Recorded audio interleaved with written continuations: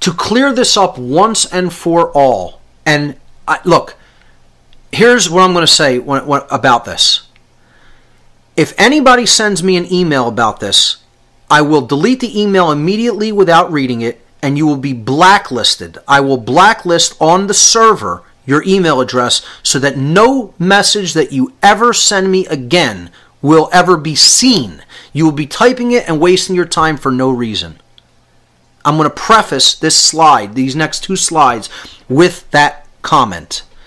If anybody sends me an email attempting to debunk the etymology of this word after I do these 2 next slides, your email, if I just get the notion that that's what you're trying to do in the email, it will be deleted immediately without me reading it any further, and your email address will be blacklisted, because I do not want my time wasted with bullshit and nonsense. Don't waste my time like that. Okay, I am busy. I have things I'm actually doing. Unlike most assholes sitting at home trying to debunk an etymology. I have better things to do with my time than to write to somebody when the world is in a police state to try to debunk an etymology, which, first of all, is true.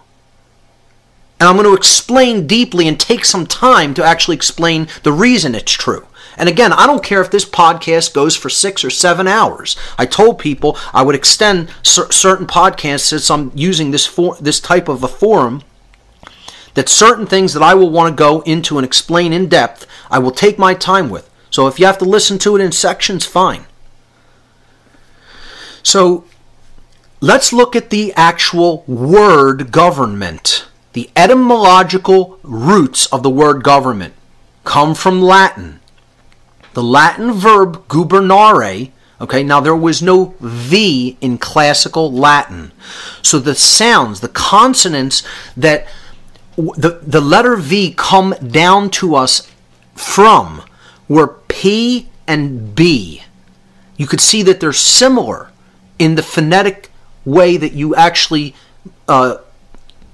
make the sound with your lips of P, B, and V. All right? So in Latin, English words like govern, right? The V would not have been a V then, because again, there's no V in classical Latin. You would see it rendered as B or P. So just like in the word sovereign, there's no V in Latin, the sound would be a P, super, okay? And that becomes sover in the word sovereign.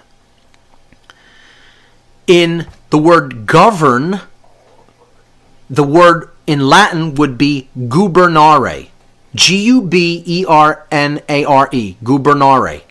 That's the infinitive form of the verb. The first person present tense is guberno. Guberno, gubernare.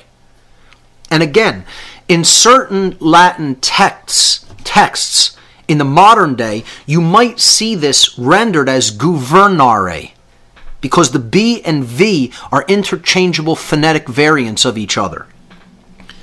So if you look up guvernare, G-U-V-E-R-N-A-R-E, in a good Latin dictionary, it will tell you that this word was rendered classically as gubernare, G-U-B-E-R-N-A-R-E. For those who have never studied Latin, they wouldn't understand any of that. I, however, have studied it pretty intensively. So the word gubernare means to control.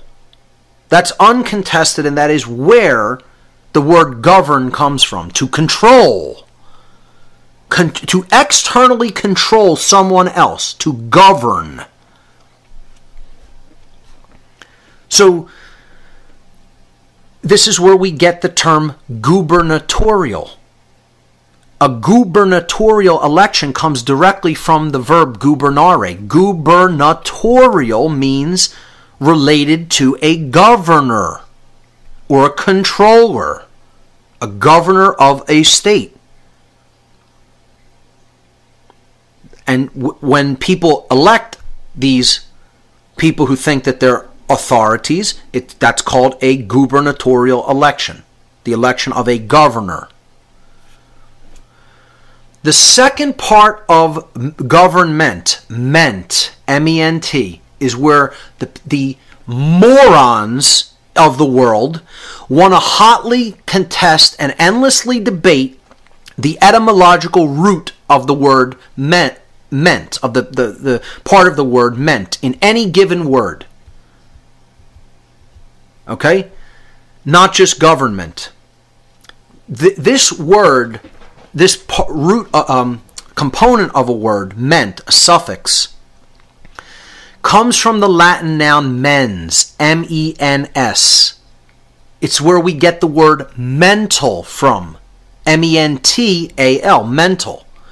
Because the word mens means mind, the psyche. Okay?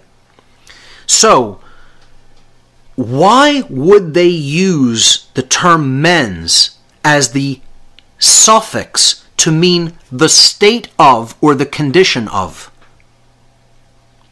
Every word that has the word meant at the end of it, the word meant, the suffix meant, you tack it onto something to mean the condition of or the state of.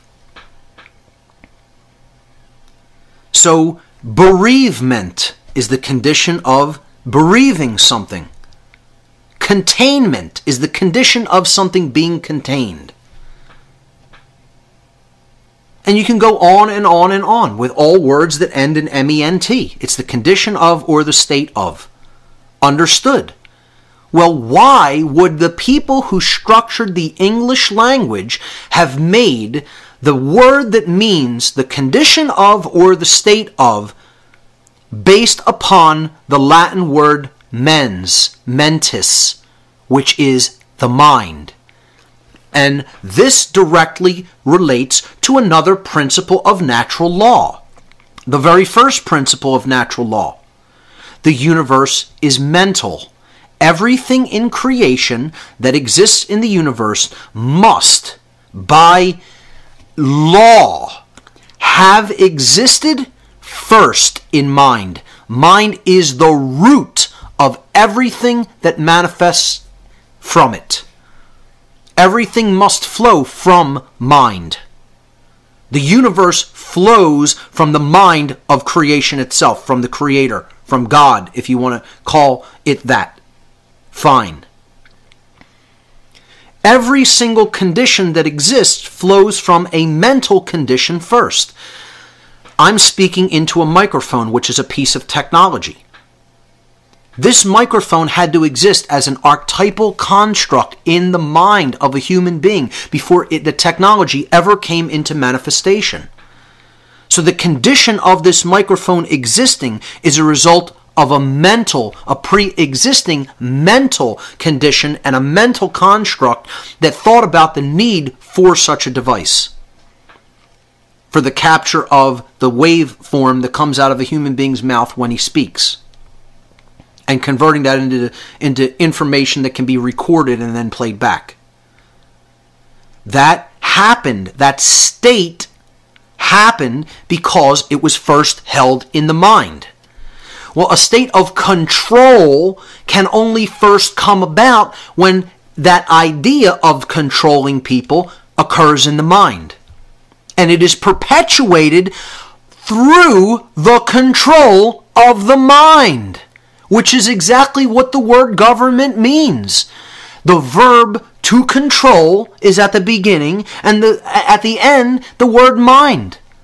So you can say the state of mind that leads to control, or you can say actually controlling the mind and therefore creating the control that manifests as a result of controlling the mind.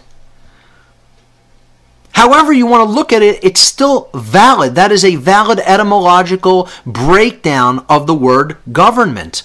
And it's more clearly helps people to understand that any noun that we use that ends in ment means the condition of or the state of, because that condition or state had to first exist as a mental construct. Hence, the makers of the English language deliberately chose the noun mens as that suffix. I mean, I don't see how anybody can have such little understanding of language as to not comprehend that easily. Because people don't study language. They haven't looked into linguistics a day in their life, let alone looked into ancient languages to find out where words that we speak on a daily basis came from. So, look, personally, I don't care where else you want to go to argue this point. Don't do it in my email box. I'm not interested. I don't think I know or have an opinion that I know where this came from. I know it. I don't want to hear it anymore. Okay? You want to think that that's my belief? I don't care if that's what you think. I know where the word came from and what it means, because I know why the people who chose that suffix chose it. Because they understood that first principle of natural law, that everything that exists is a product of the mind, a manifestation of mind. So, do not send email contesting this. If I don't care if you believe that that's not the case. Go believe whatever you want. Do not put an email into my email box, because first of all, to blacklist the email takes me literally 1 second to do. I got a script, I paste it into the script, boom, it's done. It's gone. It takes no time from me. You're not taking any time from me. You're wasting your own time doing it. Because your email will be blacklisted in a second by me, and you'll be wasting time writing emails that I'll never see. Never see. So you want to blacklist yourself from the email box, and I do read my emails. I don't have time to respond to all of them. I get like 75 to 100 emails every single day. So I can't respond to every one of those emails. I'd be doing nothing but responding to email. I occasionally will respond to one here and there. But if somebody sends me information trying to debunk the etymology of the word government, you will be blacklisted from my email forever. In 1 second. I'm not interested. I have better things to do with my time. I've wasted too much of my time already, even in this presentation, explaining this distinction. So let's move on. So slide number 17 simply puts up the word mind control on top of this picture of the Congress building to help people to understand, yes, indeed, the word government does in fact mean mind control. Let's lay this to rest once and for all. That's what it means. You have to be under mind control to believe in it.